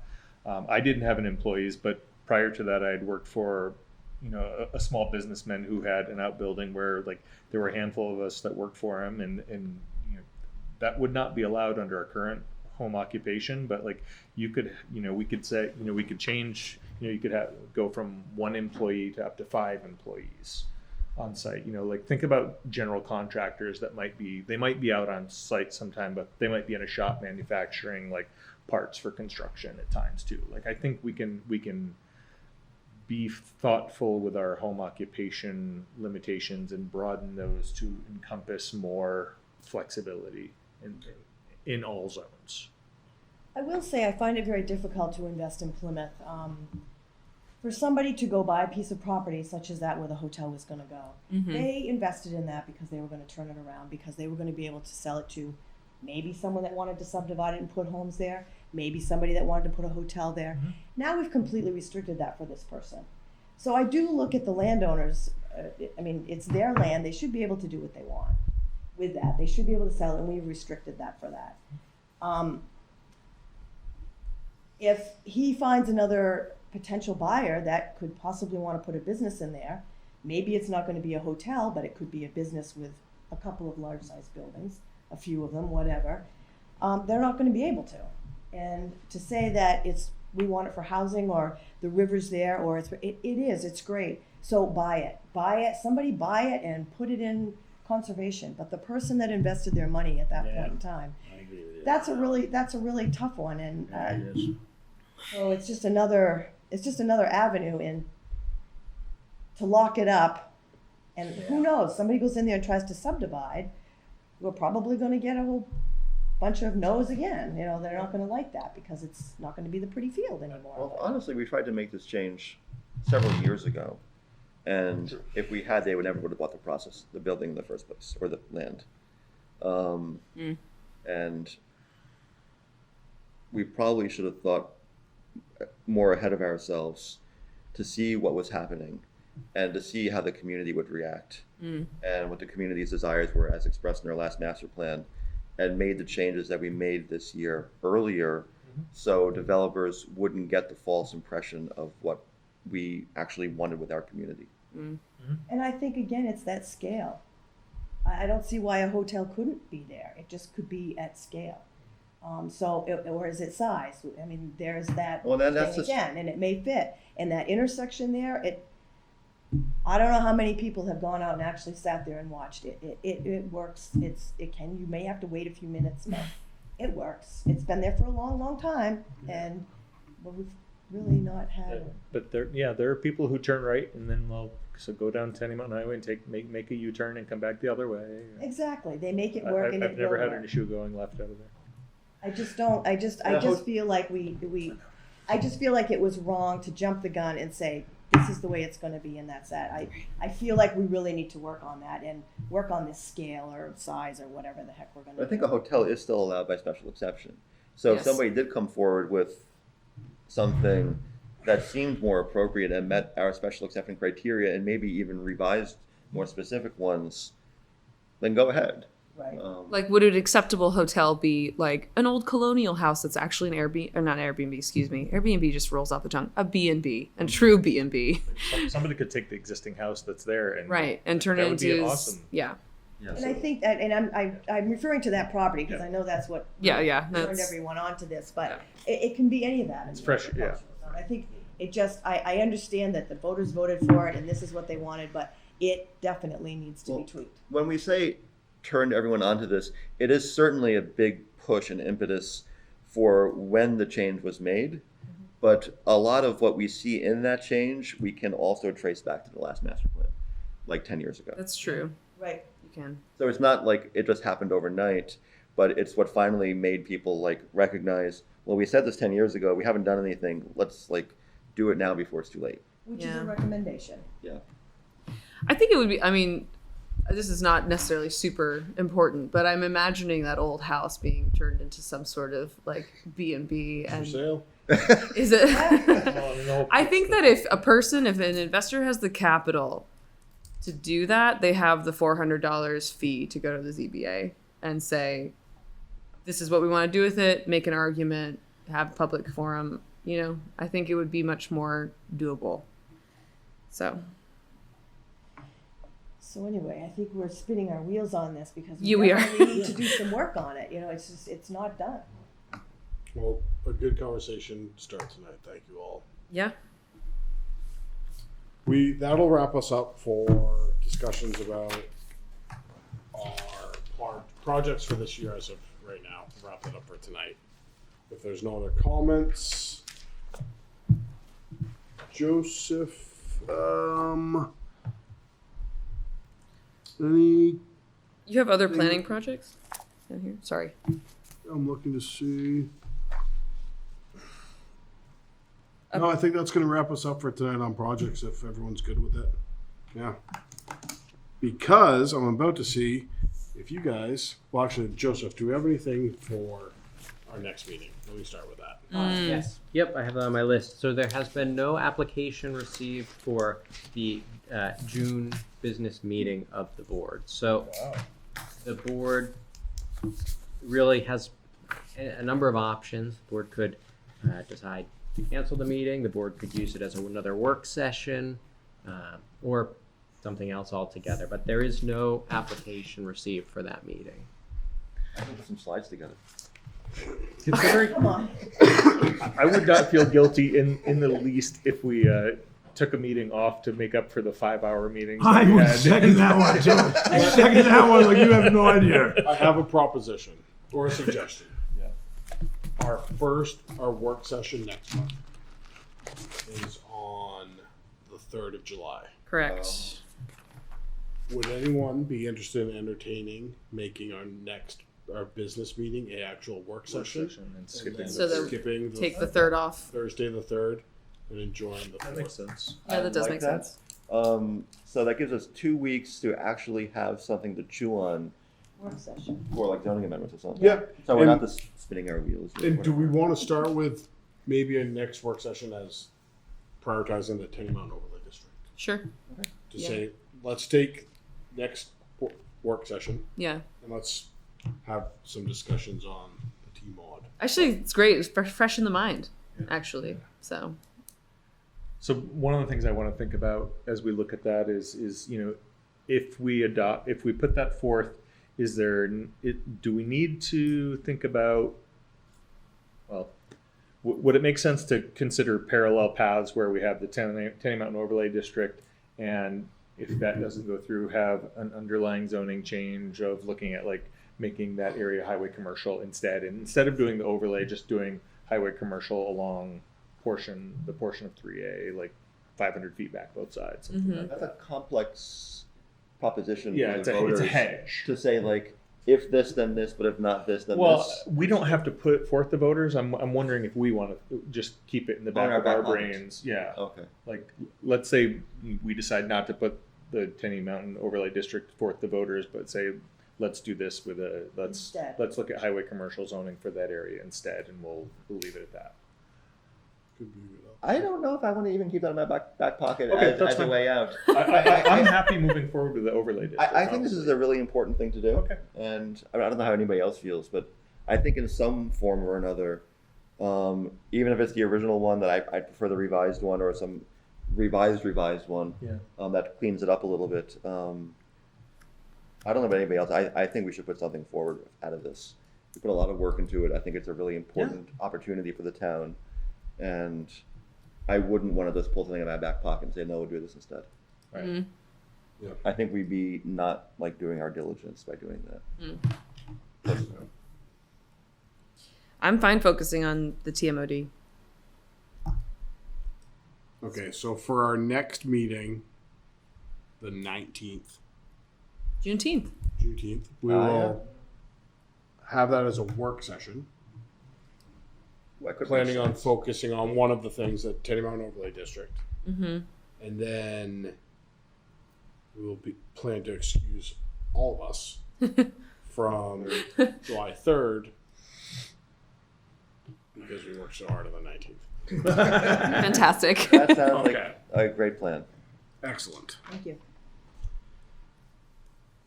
Any other comments from the board or anything? Questions? One brief comment. I'll keep it very speedy here. The select board, I did have a meeting with them the other night, and Scott, with regards to economic development, they're looking at reviving the economic development committee. There's a lot that will go into that, That's you. but there seems to be an interest in reviving that committee.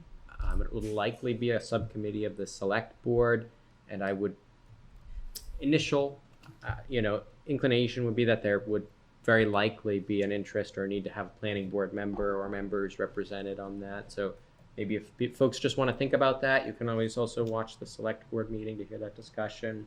Also, Housing Champion designation application has been submitted, as has the Plan New Hampshire Charrette Program application.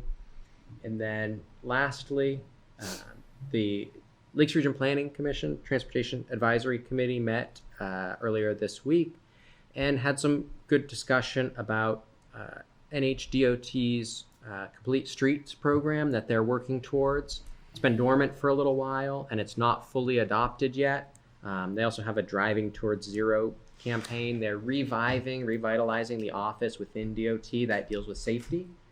So the idea would be, the goal, this is not in practice yet, the goal would be to have safety and complete streets be a consideration whenever the DOT is doing work on a piece of state road.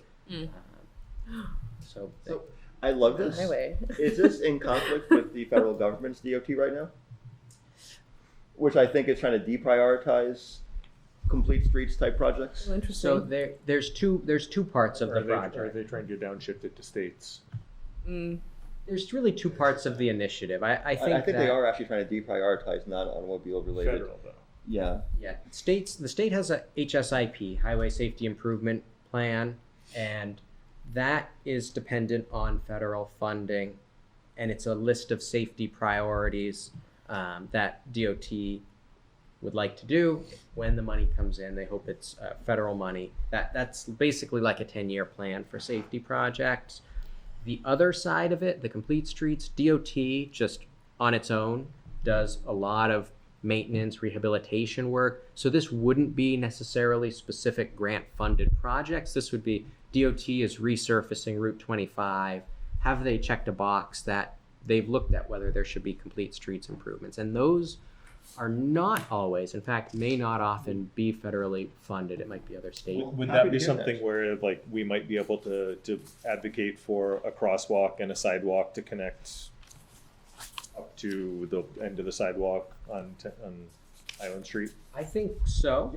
It's not. So I will say a little like word of caution that this is an initiative, and there's a team at DOT that's really working to help move this forward, but it is not a policy across the department yet. Their goal is for it to be, but yes, and they really did emphasize engaging with the towns about these potential improvements once this becomes a policy. It's certainly their hope that it will be. Do we know what kind of funding is available? Or is it just anytime they're working on a state highway, they're willing to do a little bit extra to make it? Maybe if you're a That's their housing goal. champion, you can have prioritization. Yeah, that's their ultimate goal, is that it would be any project. If there's a known safety issue, or they identify that there could be a need for complete streets enhancements, DOT would be automatically thinking about that and potentially talking to the community about those anytime they're doing something substantial. So completely, if they're rebuilding a road or if they're resurfacing, if they can shift things around a little bit, it is dependent on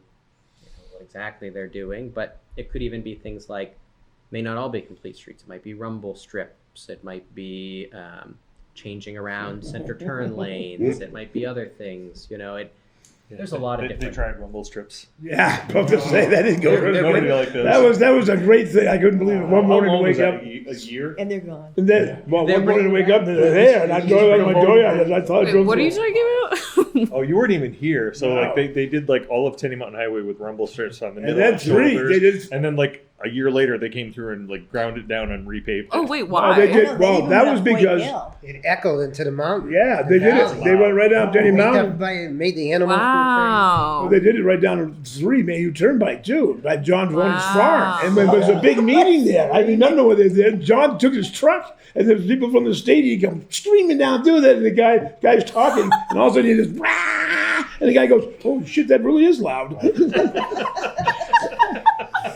And I drove out of my dooryard, and I drove into it. I saw them doing it. I didn't know what they were doing. I went to drive in my dooryard with a truck, and it was like crash, bam. I'm like, oh man, what is Oh, going I'm on? glad they These are were- big holes Not there. real popular. I'm glad they revised it quickly. Yeah. It was about 2 weeks later, they're repaving the whole thing. It's like, whoopsies.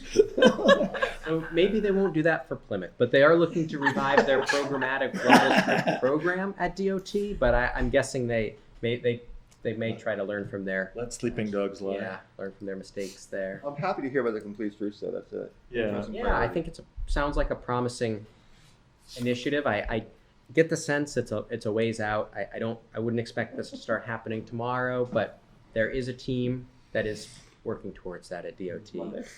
What's that? Is it tomorrow? Is it Monday? Oh, well, maybe then. Maybe by There you Monday. go. Wishful thinking. Excellent.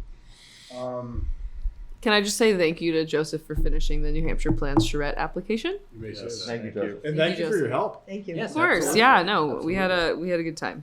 It was very interesting, but I don't want to take too much credit because he wrote a majority of it. Yeah. He's good like that. Yeah. As a cyclist, rumble strips aren't fun either. they're No. not. I can only imagine. Joseph, can you add to the agenda for our next meeting, going back on what Molly asked about, we really need to look into the zoning board joint meeting potentially. Mm.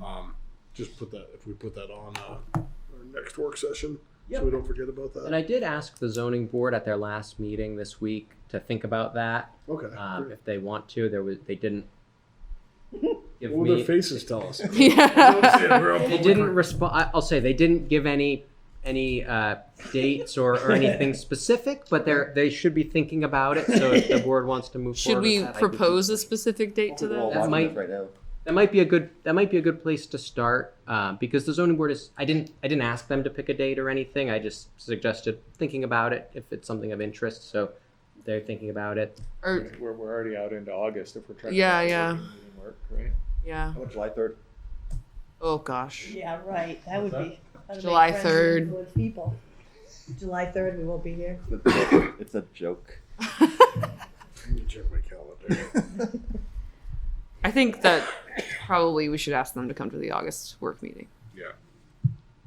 Wait, we're also doing potential Oh, housing crap. stuff for the August work Planning meeting. board, August, September, October, November is open. Got a little late. Hmm. Can we solicit input from them Mm, without having a joint meeting if we can't make the joint meeting work? yeah. I mean, it's Might not be as the good. realistic It's not as thing. good as a conversation, but it might just be Yeah. more feasible. Yep. If we have specific questions, maybe that could be something else we ask to do on our next meeting. Mm-hmm. With that idea. Why don't we do that in preparation for our next meeting? Think of if there's any questions you'd like to ask the zoning board. It might just be best we send over our correspondence. So just put probably that in the reminder easier. list. Yeah. Put a reminder to remind us. As much as I want to have a joint meeting, It just might not be it's just feasible. no, yeah. Okay. If there's no other comments from us here, are there any comments from the public? No one online. Well, I think it wraps it up for the night, folks. Make a motion to adjourn. Second. If there's no other discussion, all in favor? Aye. Opposed? Hey. And abstentions. We can do.